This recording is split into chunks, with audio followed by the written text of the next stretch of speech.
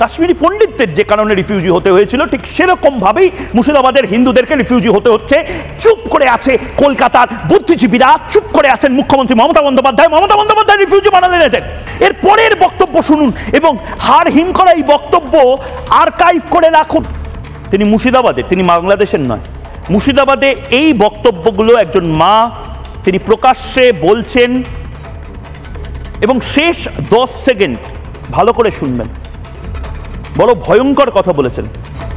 দোকানে যা থাকে মুদিখানার কিছু রাখেনি, এই বাচ্চাদেরকে নিয়ে খাবো কি, একটু চা করে খাবো তার রাখেনি, সব লুট করে নিয়েছে। ওরা লুট করতে এসেছে, ওরা ঝগড়া করতে আসেনি, ওরা লুট করতে এসেছে।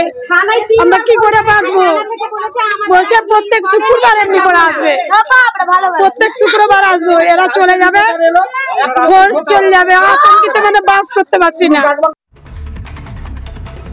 এখন দিন ধার্য করে রাখা হচ্ছে কোন দিনে পরের সপ্তাহে আসা হবে, কোন দিনে ভাঙচুর চালানো হবে।